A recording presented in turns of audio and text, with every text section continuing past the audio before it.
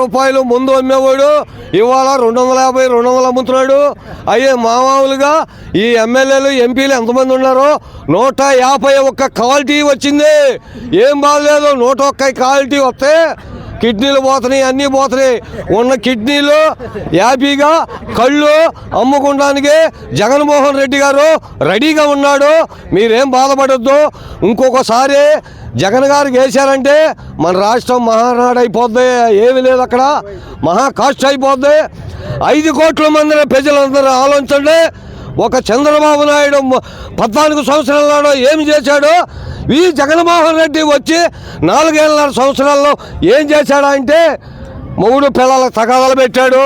అమ్మ ఓడి అంటున్నాడు, సాయంత్రం ఆయన ఓడి ముందు తీసుకుంటున్నాడు. అంతా అయిపోయిందమ్మా.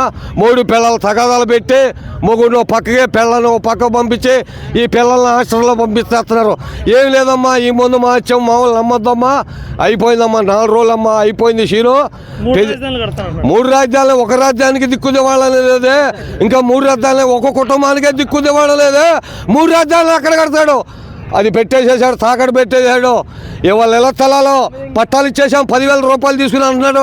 అవి కూడా తాకట్టు పెట్టేస్తున్నాడు. ఏపీని 5 నిమిషాల్లో అమ్ముకుంటాను సిద్ధంగా ఉన్నాడు.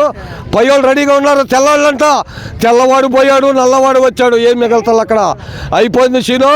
జగనన్న నువ్వు శుభ్రంగా హ్యాపీగా ఏసీలో ఉండి అక్కడే ప్యాలెస్లో ఉండు.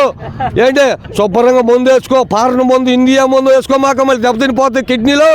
నీకేం బాగలేదు, మేము ఉన్నాము.